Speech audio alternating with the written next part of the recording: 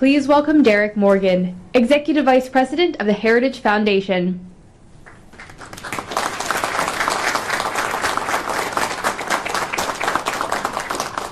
Thank you very much, and welcome everyone to the Heritage Foundation. We're delighted that you joined us today, and thank you for your patience as well as we undergo a historic event here. I have a few very brief words, and then I have the privilege of welcoming our distinguished guest, who will give remarks and then answer questions from the media. U.S. foreign policy should be driven by the pursuit of a strong, safer, and more prosperous America. As President Trump rightly recognizes, that means paying special attention to our hemisphere. We are blessed by so many of our neighbors who want to live in peace and respect their people. Because of our geographic, economic, and societal ties, malign developments in the Americas make the United States disproportionately vulnerable. If you don't believe that, then just ask some of the hundreds of thousands of American families who have lost loved ones to deadly drugs in recent years. Or notice how China, Russia, and Iran have all invested heavily in establishing a strategic foothold in our hemisphere.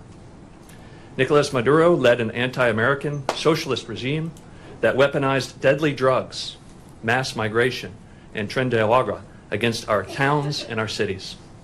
Meanwhile, he offered American adversaries an operating base.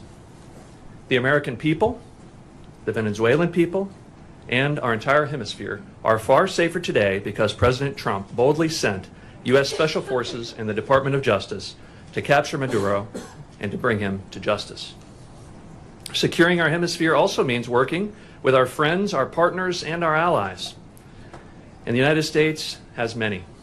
We are honored to have one of those friends with us here today. Maria Corina Machado has been a brave fighter against Nicolas Maduro and the regime since it began to take form. Unlike many others in Venezuela and Washington, she recognized the danger from the very beginning. The Venezuelan people rewarded her principled opposition by casting their ballots amidst harsh repression from the regime. Her efforts, along with those of President Trump, have brought Venezuela closer to the restoration of freedom, stability, and security. And we all hope to see the return of legitimate elections in Venezuela in the near future. We are honored to host history here at the Heritage Foundation and important conversations like the one you are going to participate in today. Here, we work to build an America where freedom, opportunity, prosperity, and civil society flourish. I'm delighted to welcome to the stage Maria Corina Machado.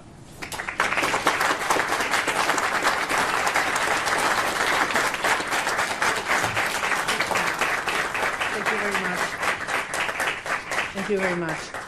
So, such a pleasure to be here. Very grateful to the Heritage Foundation and every one of you to join us this morning. I have to say that looking back what has happened in the last years and especially in the last days, it seems like a miracle to be sitting here in a free country in front of people that have also given their lives to fight for freedom and justice and democracy. And that's why I am very honored, not only with the Heritage Foundation, but with every single citizen of this country that has welcomed us and has honored the immense struggle that the Venezuelan people has fought for so long. And finally, we can say that we are, yes, the threshold of freedom. On January 3rd, 2026, a new milestone was achieved, and we are definitely now into the first steps of a true transition to democracy that will have not only immense impact in the lives of all Venezuelans, those who stayed in our country, those who have been forced to flee around the world, but that will have immense impact in the region, in our hemisphere, and I will say even further in the whole world.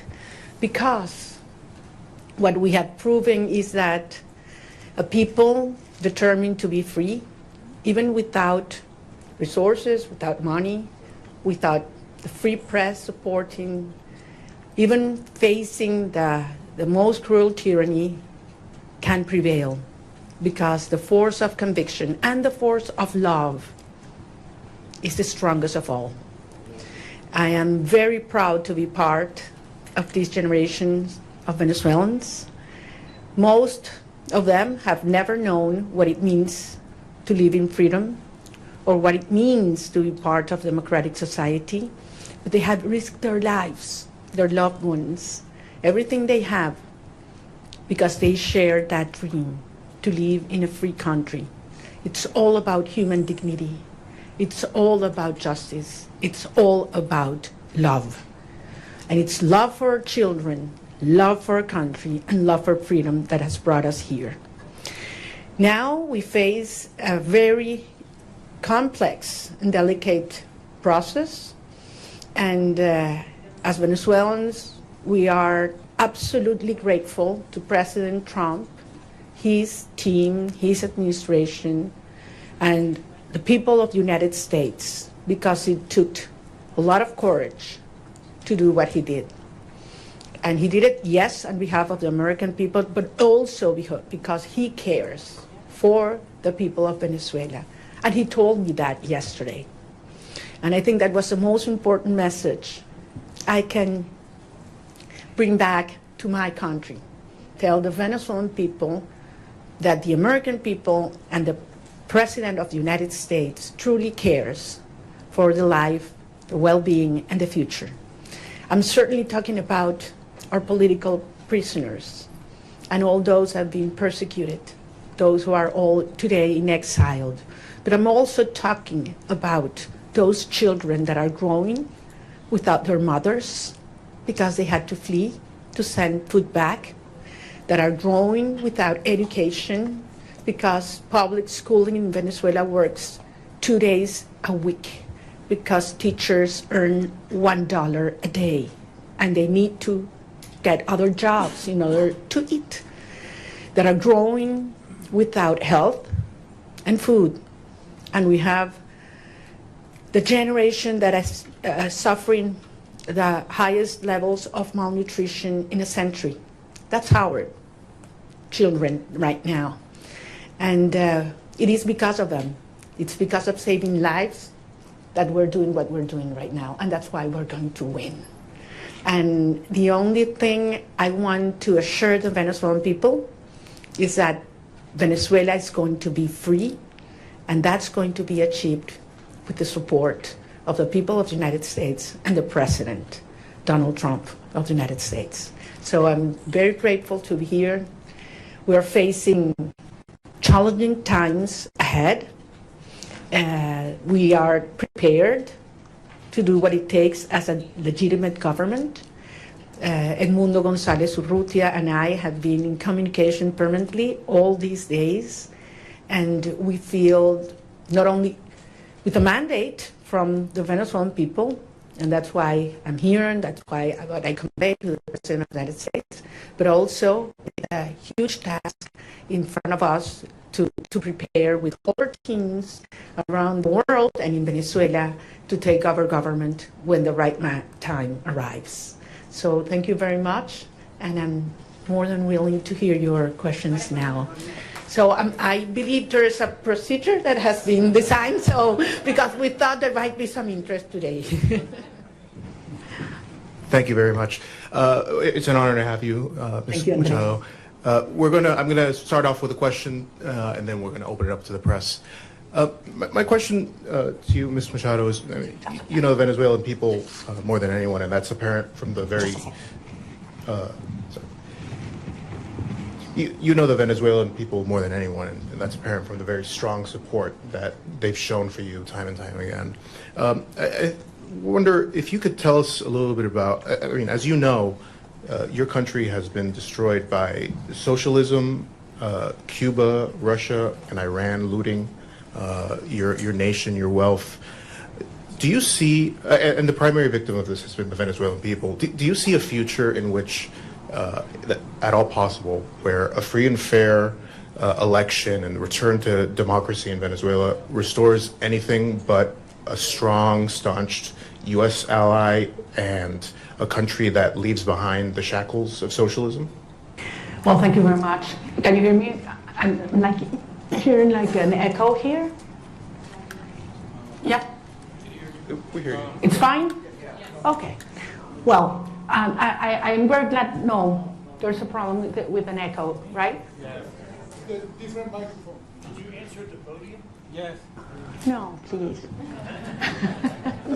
So comfortable sitting down. You want me to stand up? You prefer that I stand up? No? That's better now? Okay.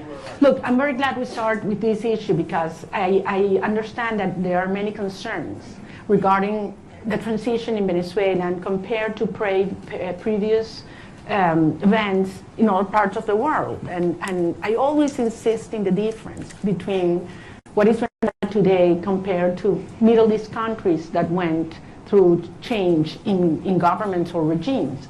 We're talking about a society that is perhaps the most cohesive in the region. I would dare to say even in the world. I ask you to think any other society in which 90% of the population wants the same. Not only that they reject the actual regime, but we want the same. There are not religious tensions within the Venezuelan society, or racial, or regional, or political, or social. I mean, there was one longing that brought Venezuelans together, and that was, we want our children back home. And it was that demand that I heard all around Venezuela in 2023, when we were moving forward to the primary process, that made me realize how powerful it was to unite a country, to tear down the barriers that the regime had built to divide us, you know, between rich and poor, black and white, left and right, military and civilians, and we brought a country back together. That's why I always said, you know what, Maduro's gonna go. We're gonna get rid of him one day or the other. What's important is the country that's coming afterwards. And it's a country based on shared values. We want to live with dignity. We want to live with the result of our work, our effort, a society based in merit, and not if you know the Chavista who is in certain place at certain time. Women do not want handouts. They don't want to live in give their children a box of food that has a high cost, because then you have to lower your head and repeat what the regime wants you to say or dress as they expect you to dress. They want to live with their job well done. That's dignity. And that's what Venezuela deserves and wants today. And that's what we represent. So, of course, the result of this hard process will be a society based on these values. A society that is profoundly pro-America. And I want to insist on this. Delcy Rodriguez, yes, she's a communist. She's the main ally and representation of the Russian regime, the Chinese and the Iranians. But that's not the Venezuelan people, and that's not the armed forces as well. So I am profoundly, profoundly confident that we will have an orderly transition. This is a complex phase we are right now. Some of the dirty work is being done by them. But then the result of a stable transition will be a proud Venezuela who is going to be the best ally the United States has ever had in the Americas.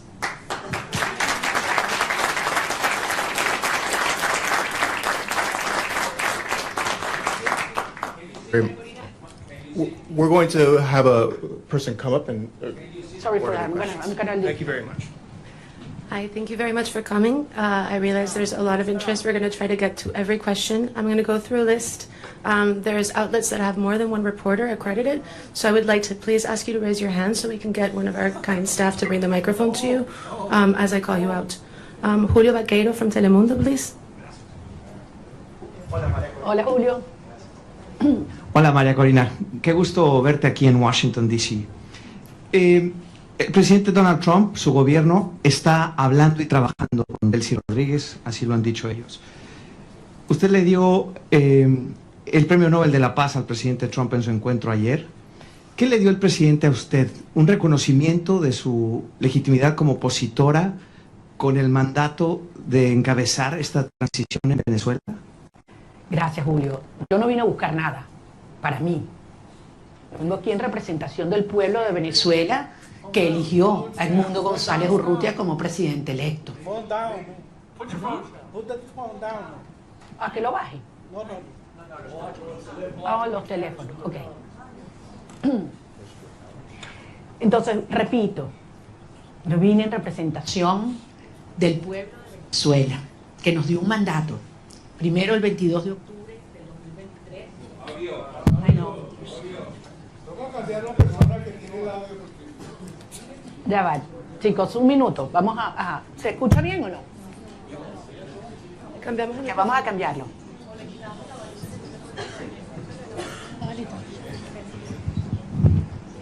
Ok, ahora está mejor. ¿Ahora sí? Ok, voy a repetir la pregunta la respuesta a la pregunta de Julio.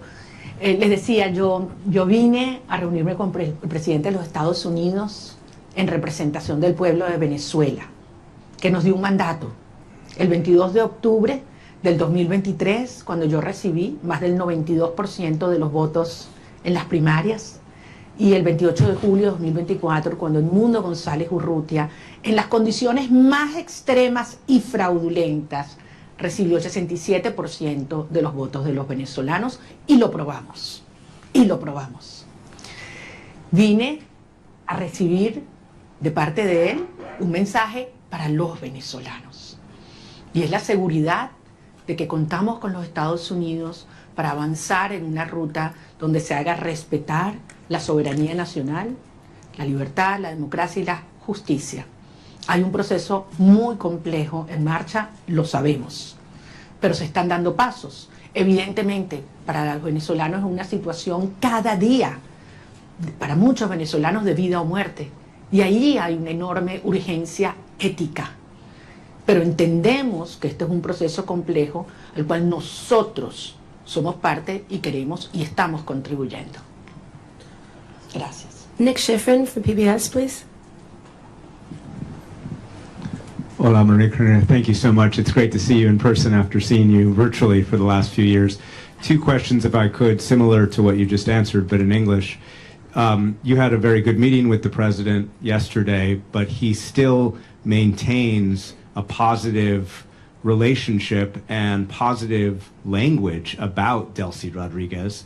The CIA director was just there. So what's your message to the president and to the United States when U.S. policy is still to support the Chavismo government that still exists in Caracas? And I have to ask, your statement last night said that you felt like you were going to die at one point when you left Venezuela in the boat. Can you just tell us exactly what happened in that moment when you were in that boat? Thank you. Well, regarding all the details of how and when I left Venezuela, for the protection of those involved and help me get here, I will wait until the regime is no longer in capacity to harm them, to share that in detail. Yes, there was a certain moment in the trip, in the boat, where I was hurt because the waves were very high, over 6 feet, and there was a strong wind, and we got lost in the ocean. We lost the sign of the GPS, and the satellite phone stopped working, and Starlink antenna did not work as well, all at the same time. So it was a very risky, dangerous, and scary moment, I have to say. And it lasted several hours. But at the end, as I say, you know, we have moved ahead de la mano de Dios. And that's why I believe it is a miracle, and I'm here. And I know that someday I will be able to tell you all the details and thank personally all those that risked their lives in order for this to happen, because they knew it was very important for our cause that I was able to leave my country at that moment. Regarding your first question, look, this has nothing to do with a tension or decision between Delcy Rodriguez and myself. This is about the cartel and justice. This is about a criminal structure that is the regime and the mandate of the Venezuelan people. That's what's at stake at this moment. I'm just one member of a huge movement of millions of Venezuelans that have decided and are committed to be free. And I have no doubt that President Trump, his administration, and the people of the United States support democracy, justice, freedom, and the mandate of the people of Venezuela. I have absolutely no doubt, not only because it's in the well-being of Venezuelan people, but as I say, because it's crucial for the American people.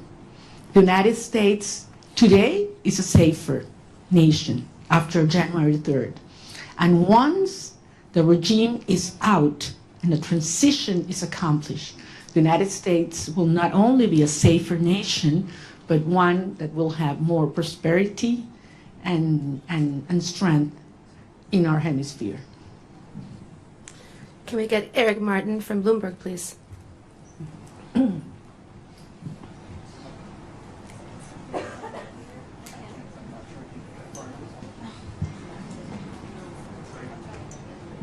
Oh, I see. Sorry. Thank you. Maria Corina, would like to ask you about the timeline for democratic transition within Venezuela, because obviously the Constitution calls for within 30 days a new election.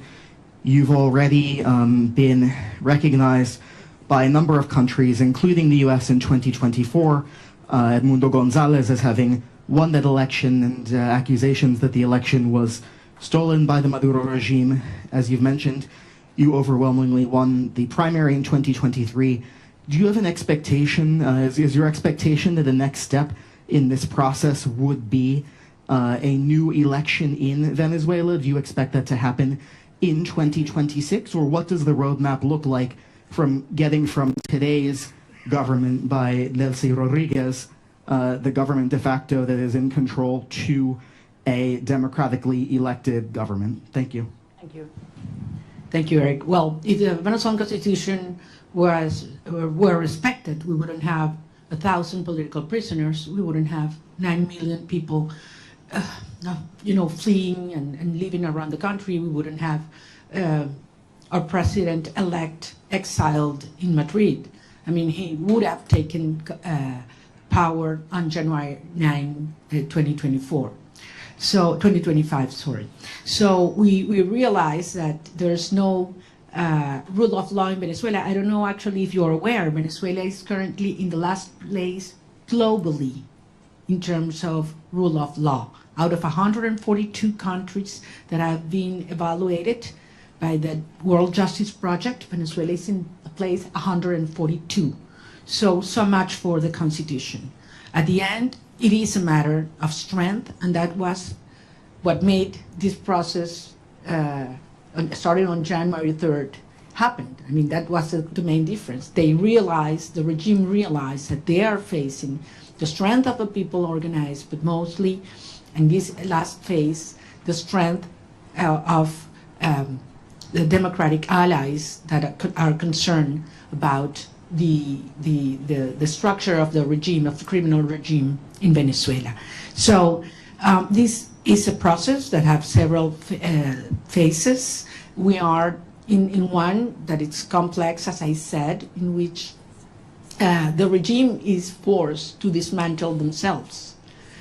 Some of the structures that have been maintaining them in power, starting with the repression system that requires not only that all political prisoners are liberated, but that they are free. The fact that you are not in a prison doesn't mean that you are free. In Venezuela, they have left the jails, but they cannot speak to the press. They cannot leave the country, and they are still terrified. All torture centers have to be closed, and certainly there have to be guarantees for journalists to speak out, and those who have left the country to come back and organize and make the will of the people be respected. Eric, believe me, I understand the urgency. I have been speaking with the families, not only of those that have been freed, liberated these last hours, but especially with those that have not, and that they don't know where their loved ones are right now. They have simply disappeared. I'm talking about hundreds of people. Actually, we found out in these last hours that there were more political prisoners than we thought, because many families had been scared just even to denounce that their loved ones had been in prison or disappeared by the regime. So some of those that have been liberated were not even registered by us. So, and this is still in place. I mean, there is a criminal structure of terror, not only on the civilian population, but also in the military. So that one of the main urgencies and priorities that have to take place in the days to come is we need to dismantle that terror structure by the DGCIM or La Casa Militar, which are those that have committed crimes against humanity, and that are those that have not only the civilian but the military under terror and neutralized. Once these steps are taken, then we can move forward in the reinstitutionalization of our government, and eventually we will have free and fair elections. And I'm talking about governors, mayors, National Assembly. We need to have, the will of the people be expressed freely. I have to remember that in the last election, presidential election, where our president-elect Edmundo Gonzalez won, nearly 40% of Venezuelans that have a right to vote couldn't do it because the regime wouldn't allow them. That's one of the main things we need to correct. Every single Venezuelan living in Venezuela or abroad should have the right to vote as soon as possible. Thank you. Gaby Peroso from BPI, please.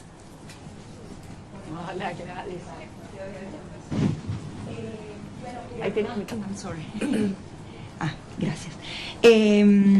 Quería que nos dijeras lo que se pueda revelar de la reunión con el presidente Donald Trump, por ejemplo, la importancia del reconocimiento al presidente electo Edmundo González, un cronograma electoral, eso se habló, hay posibilidades ciertas de esas dos cosas.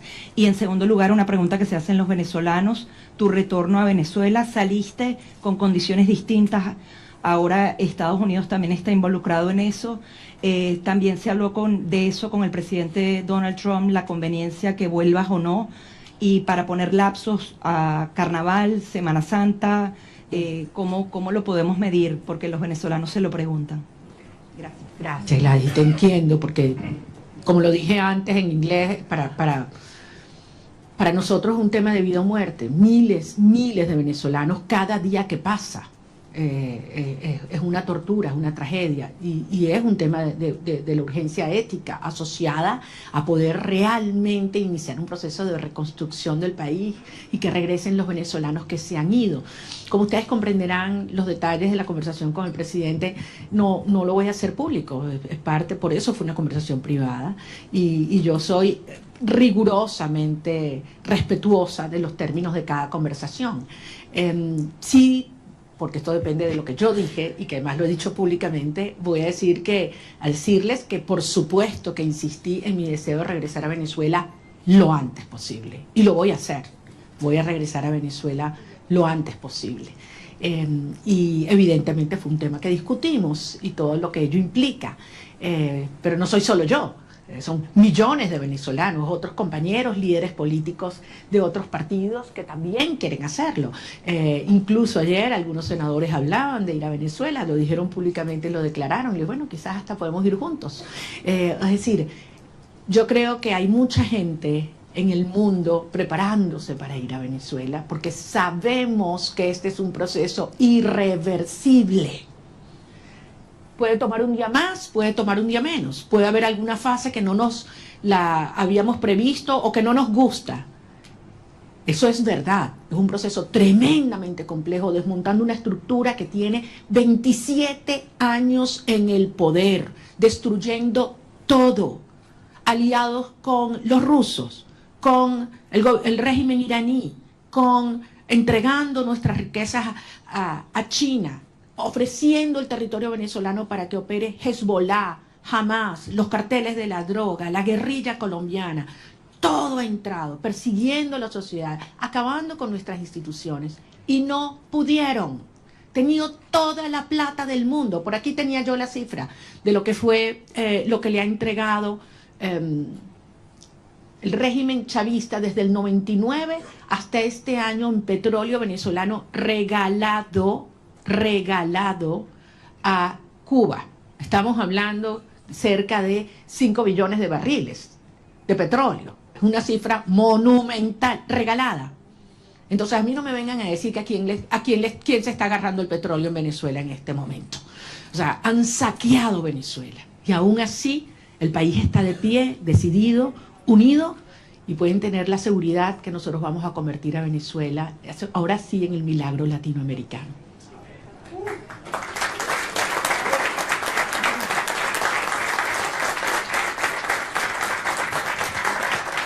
So this was stated until, this was supposed to last until noon. It is now noon, but if everyone's game to stay, we stay.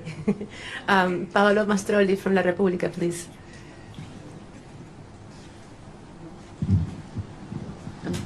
No, allá. Thank you very much for doing this. You met in Rome with Pope Leo. Can you talk about what you discussed with him, if the Holy See is willing and able to help you in this transition? Thank you very much. That was a very important meeting. I'm a Catholic, as you know, and believe me, during my trip, I prayed a lot. So I was able not only to talk to him, but to present to him some of the rosaries that I had brought with me during the trip. And it was a day that marked my life in a personal dimension, but also I had a reassurance of the Holy Father that he knows very well what's going on in Venezuela. He knows what the Catholic Church is going through because of the persecution and pressure on our bishops and priests and nuns. And I believe that he's not only concerned, but actively helping and supporting a peaceful transitional process to take place. I think it was a very important and timely message to Venezuelan society, which is mostly, as you know, Christian. So I think it couldn't have been in a better moment, and it brought a lot of hope and reassurance to our people. Thank you. David Alandete from Diario ABC, please. Aquí está, David.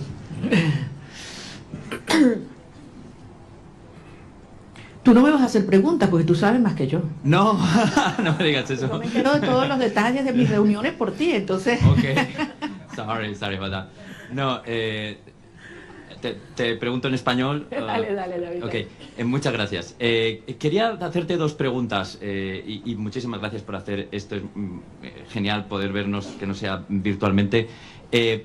Estaba interesado en cómo se ha escrito mucho, se ha dicho mucho sobre cómo fue la visita, los términos, sin revelar nada interno. ¿Cómo te sentiste tratada y recibida? Porque creo que ese ha sido un punto muy importante en la cobertura de la visita. Y el segundo, ¿qué le dirías a la comunidad internacional después de haber sido recibida en la Casa Blanca? Me refiero a la Unión Europea, a otros países que han estado antes en mediación, pero no lo están ahora después de la operación del 3 de enero. Gracias. Muchísimas gracias. En primer lugar, nuevamente lo voy a repetir.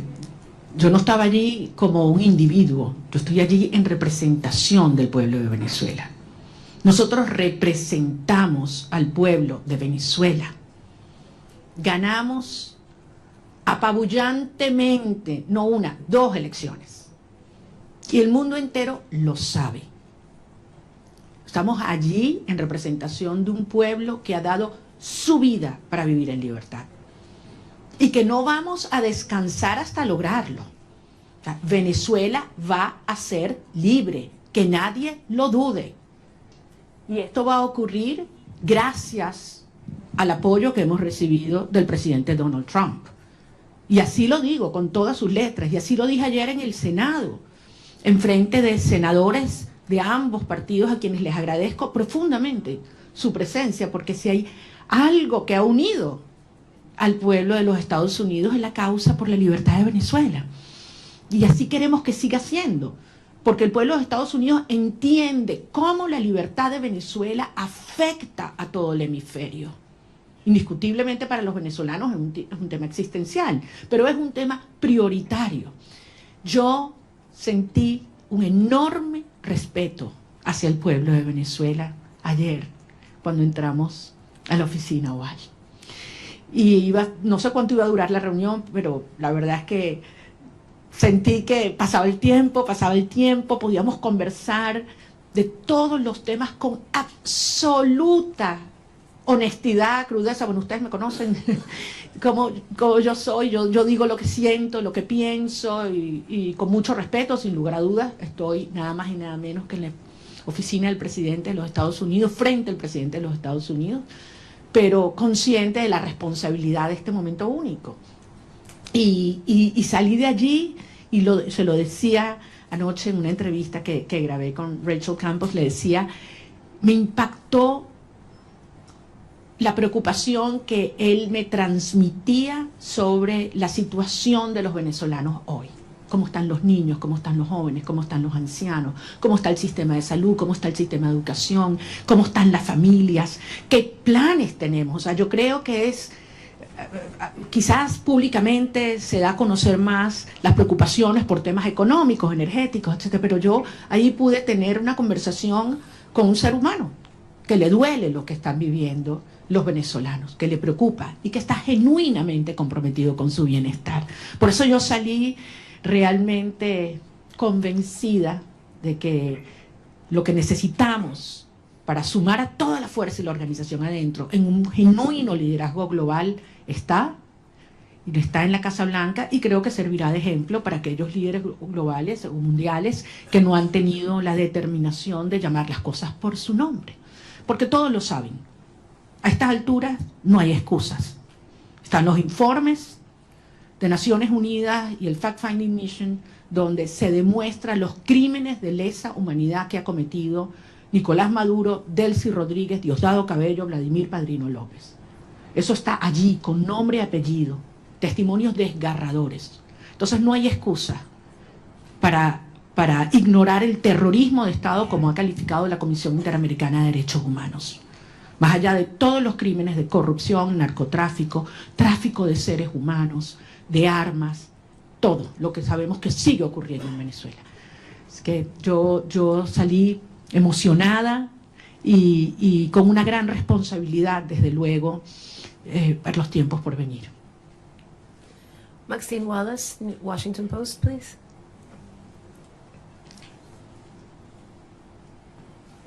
Maxine is not here. Washington Post. Washington Post, here.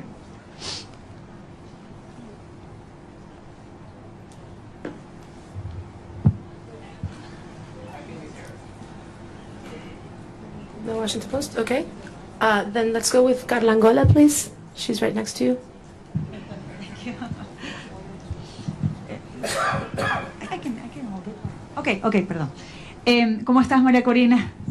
Quería solo algunos detalles, ¿no? El primero que siempre me ha dado curiosidad sigue siendo, ¿cómo fue esa primera noche en la que dormiste sin estar en clandestinidad, sin haber estado todos esos años sin poder salir del país? Es decir, dormir una noche sin la sospecha o el peligro de que alguien te fuera a buscar. Eso siempre me dio curiosidad, que si lo pudieras compartir.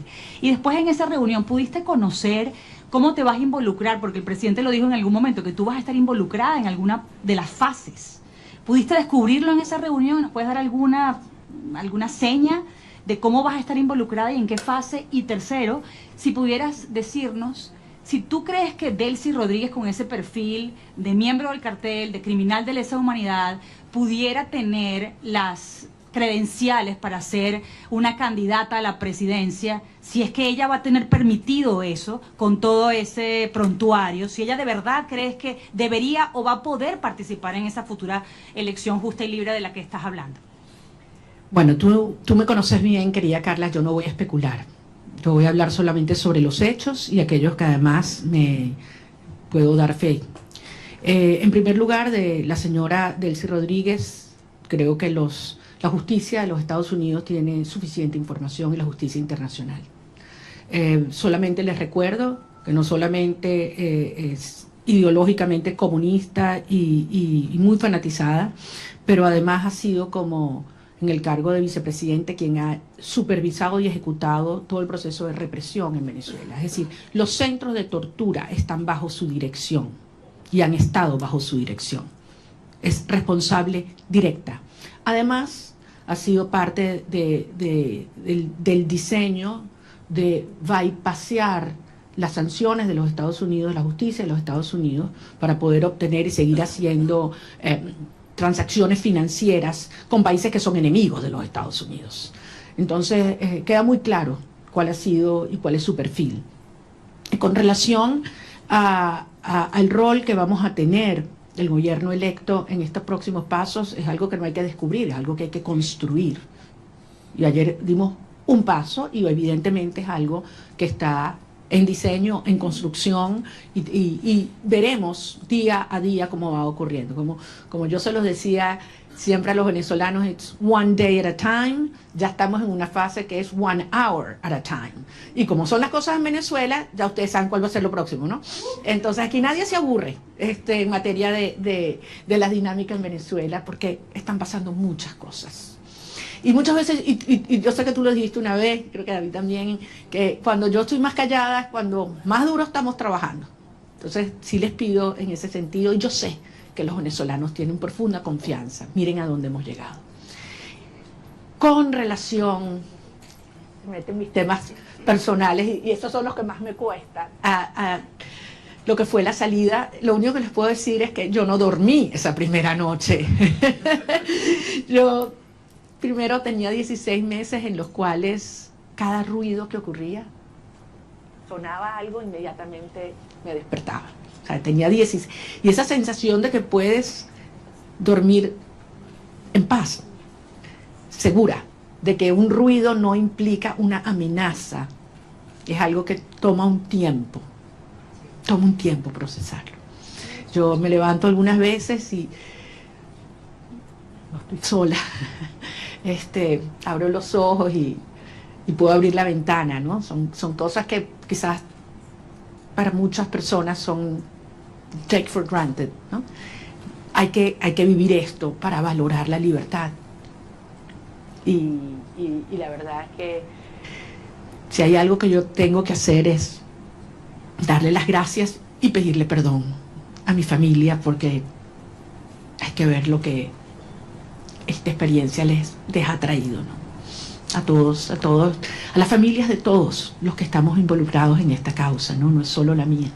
Yo hablaba ayer con la madre de un muchacho que liberaron, y la verdad es que es admirable. Y cuando he hablado con cada uno de los presos liberados, es tanta la admiración, porque los que me dicen es, lo volvería a hacer, María Corina. Antes de saludarme, lo primero que me dicen, quiero que sepas, lo volvería a hacer. y después te adoro, te quiero, no sé cuánto me muero por verte. Pero lo primero es, quiero que sepas, lo volvería a hacer. Yes. Can we get Vera from the Wall Street Journal, please? Vera's not here. Wall Street Journal. Okay, then we go with Ilia Calderón from Univision.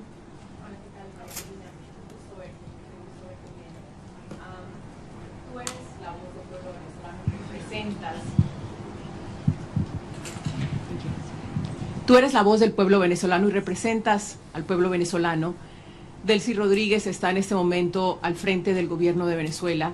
El presidente Trump ha tenido palabras para elogiarla y ha dicho que su gobierno está trabajando muy bien con ella. ¿Qué te garantiza a ti que va a haber una transición? Y si no temes que este hecho de que se lleven bien y de que estén trabajando bien lleve a que se perpetúe el régimen en el poder en detrimento sobre todo de los venezolanos que están en Venezuela. Perfectamente tu preocupación, porque al final es lo que ellos han hecho.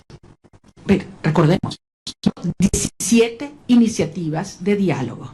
Esta no es la primera, de aproximación o negociación, acuerdo. 17. Todas, absolutamente todas, lo que el régimen buscó fue ganar tiempo, legitimidad y plata. Y se salió siempre con la suya. Todo lo que se comprometían a hacer, lo violaron siempre. Entonces, es lógico que el pueblo de Venezuela tenga esta preocupación. Pero la señora Delcy Rodríguez en este momento lo que está es cumpliendo órdenes. Ella no está en un acuerdo a motus propio, ni cómoda. Ella está cumpliendo órdenes, porque al final, si algo demostró el 3 de enero, es que tenía que haber una amenaza real, tenía que haber fuerza real. El costo de quedarse en el poder tenía que ser más alto que el costo de la salida para que se diera este cambio de actitud en el régimen. Y los venezolanos hicimos todo lo que nos correspondía en términos de la organización, la movilización, la victoria electoral. Pero hacía falta el respaldo decidido de los Estados Unidos y finalmente llegó de la mano del presidente Trump. Entonces, esto es otra fase. Ahora bien, se tiene hoy un sector que está cumpliendo en el desmantelamiento del otro sector del régimen. Eso existe. Y desde luego se tiene la fuerza real y la amenaza del gobierno de los Estados Unidos. ¿Qué falta aquí? ¿Qué falta aquí en este análisis? La gente, el pueblo de Venezuela. Y eso es lo que nosotros representamos. La legitimidad y la garantía de una transición ordenada que tiene que tener el respaldo del pueblo de Venezuela. Cuando tú tienes un pueblo unido, no hay manera de ignorarlo. Y yo sé que ese no es el objetivo del presidente Trump o del secretario Rubio, todo lo contrario. Es acompañar y apoyar al pueblo de Venezuela en su derecho de ejercer la soberanía popular. Ahora estamos en una fase compleja que aspiramos poder cumplirla de la manera ordenada, controlada y más rápida posible. Yo no voy a adelantarme a poner fechas y a poner calendarios porque sería una irresponsabilidad. El 2 de enero, ¿quién habría pensado que estábamos tan cerca de iniciar esta fase? Y nos dijeron que era imposible, by the way. Nos dijeron que era imposible que ocurriera lo que ocurrió. Y hoy Nicolás Maduro está enfrentando la justicia internacional. Dime tú la magnitud del paso que hemos dado. ¿Estamos listos? Obviamente no. Pero fueron 27 años para montar esta estructura. Y estamos avanzando con paso muy firme. Y yo sé que esto se terminará acelerando y canalizando, porque finalmente los vectores están todos alineados. Falta, sí, como decía David, que algunos otros países alrededor del mundo con firmeza y valentía reconozcan que se está haciendo lo correcto y que lo acompañen. Yo creo que en este momento no es posible, porque depende de múltiples variables, pero nuevamente, trabajando duro para garantizar que podamos regresar a Venezuela con Edmundo González Urrutia también. Benjamín Álvarez, de Deutsche Welle.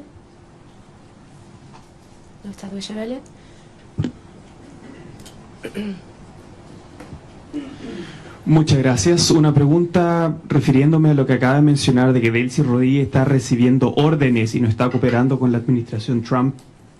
¿Cómo ve esta reunión de 2 horas que sostuvo Delcy Rodríguez con el presidente de la CIA el día de ayer? ¿Y no le preocupa esta cooperación tan cercana que está buscando la administración de Trump con ella y con la gente cercana al régimen? Yo no quiero especular, no conozco los detalles.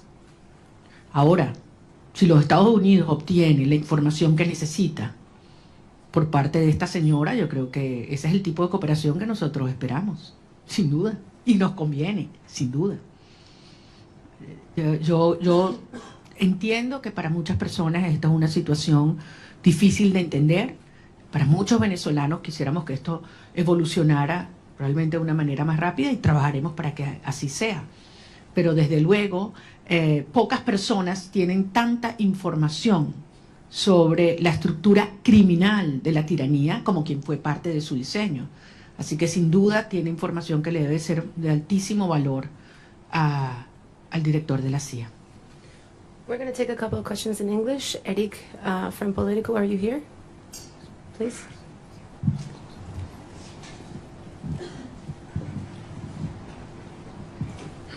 Thank you so much, Maria Corina. It's good to see you in person, as others have said.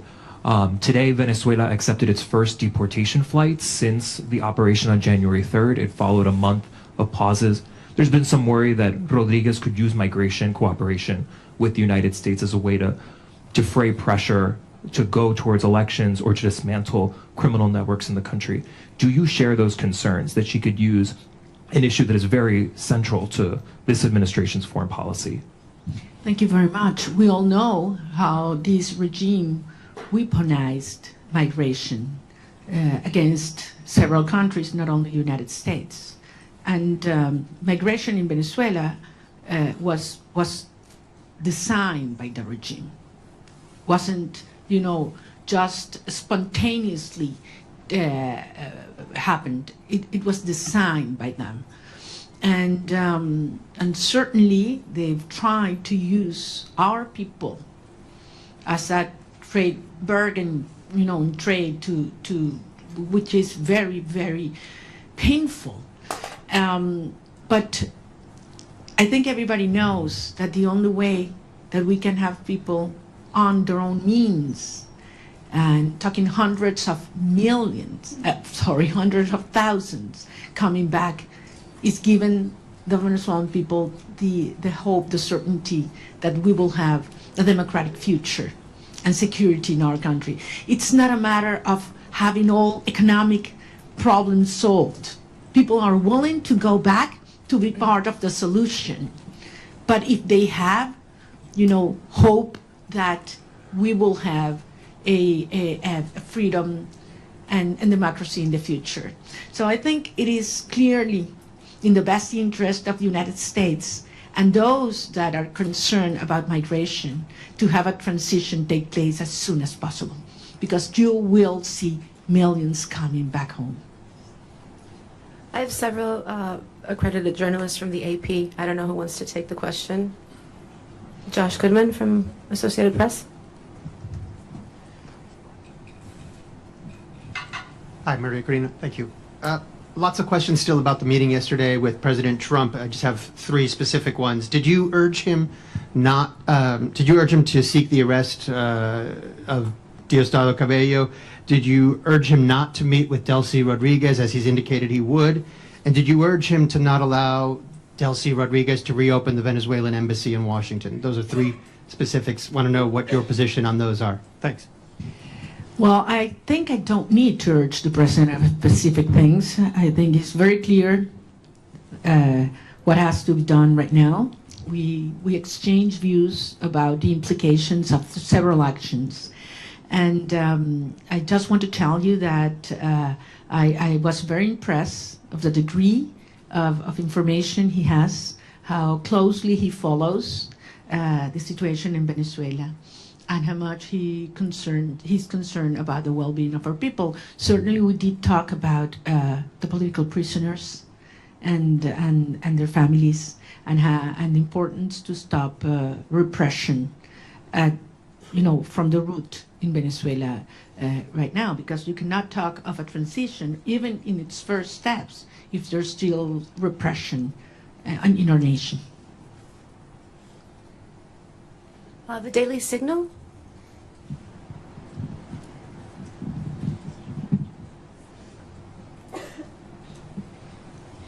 Thank you so much. Wondering regarding your meeting with President Trump yesterday, do you believe that you earned the trust of the president?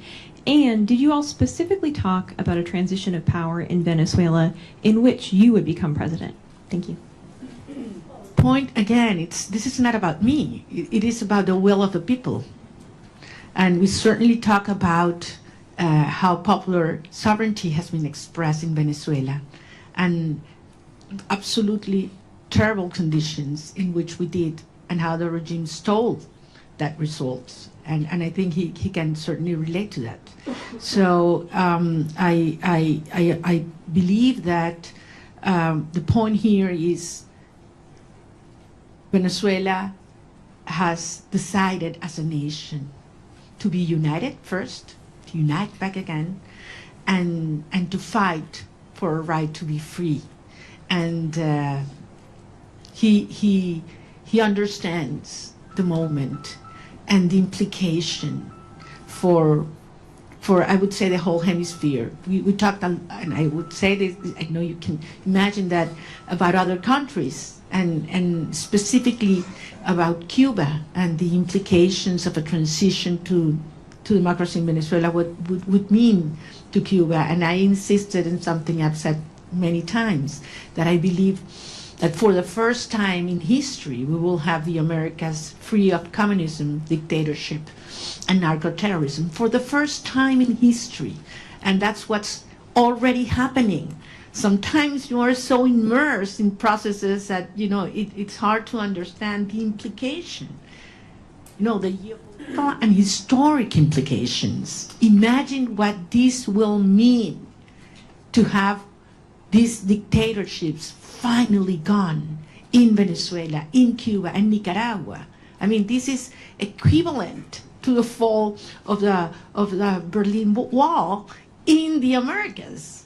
So this is huge from a historic perspective, and this is happening as we speak. Torao Kono, NHK Japan. No? Japan media? Okay, can we get Mr. Rosen from Newsmax? Also not here, okay. Jesus La Patilla, please.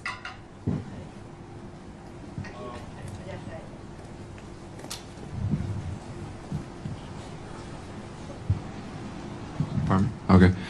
I was wondering if President Trump he's aware of how many political prisoners have been released so far. I mean, it's less than 10%, and I was wondering if he's aware of that, and if he's told you some strategies that he will do to enforce, to make them release in the next months or weeks or something. Certainly aware. President Trump is certainly aware of what's happening with the political prisoners, how they are not being complying as they were expected, and committed to see that happen. I have no doubt. Well, what specifically he plans to do, we didn't get involved into that, but I trust his word that that's something it will take place. And as you know, Jesus, and we've talked about this is one of certainly my top priorities right now, certainly. We do have another media outlet from Japan. If you're in the room, please raise your hand. No? Okay. AFP, Agence France Presse. Over there.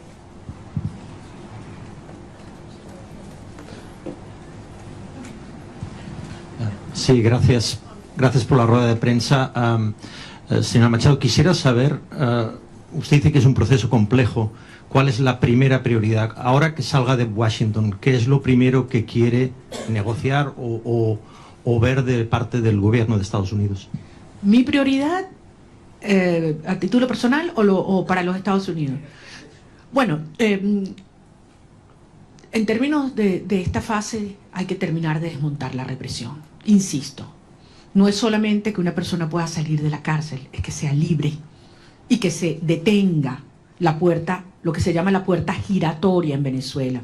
Te sueltan 5 personas y te detienen 10 el mismo día. Y eso está pasando hoy. Esto sigue ocurriendo hoy.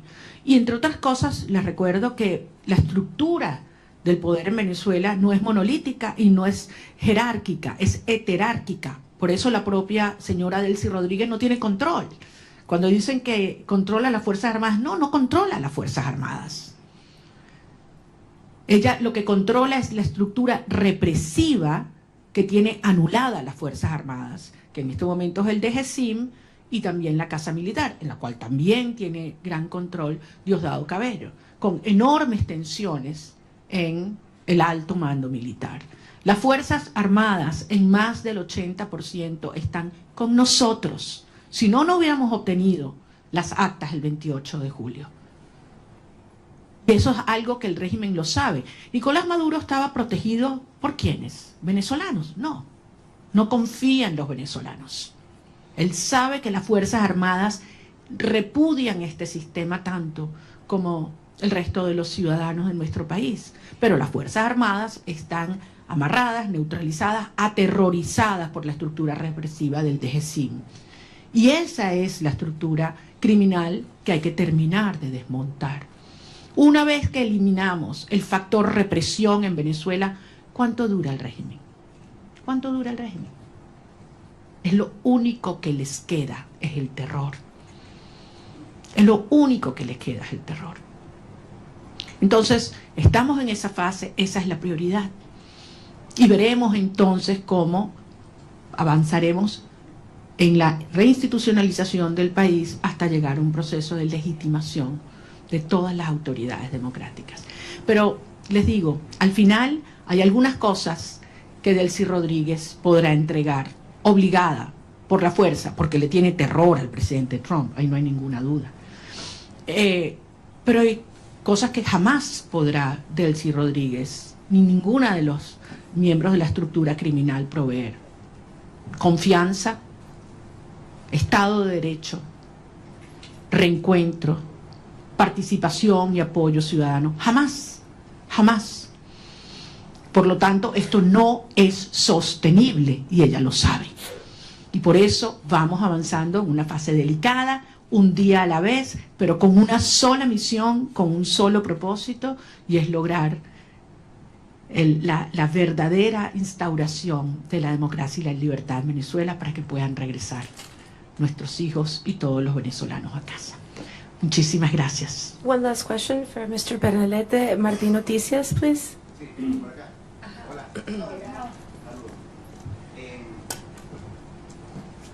Corina, gracias por la oportunidad, gracias a todo el equipo.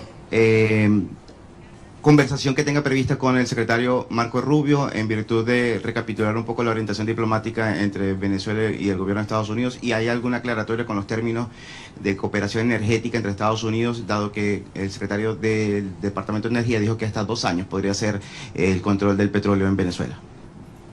Bueno, nuevamente, las cosas en Venezuela se están moviendo rápidamente. Es evidente que mientras esté el régimen en el poder, no hay confianza para ninguna persona, para ninguna institución, para ninguna empresa, y por lo tanto existe este nivel de supervisión sobre los ingresos petroleros.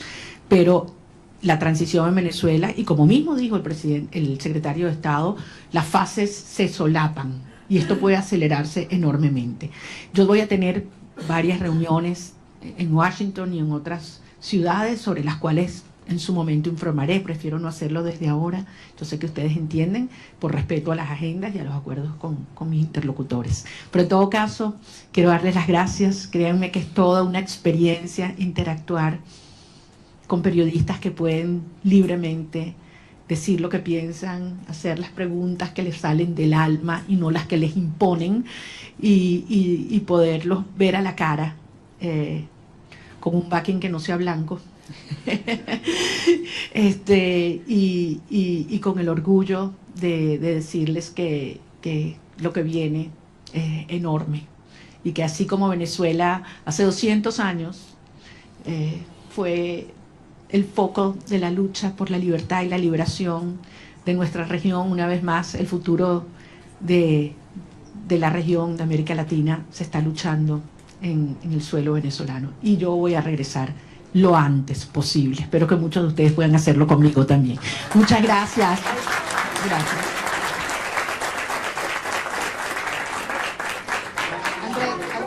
Thank you very much.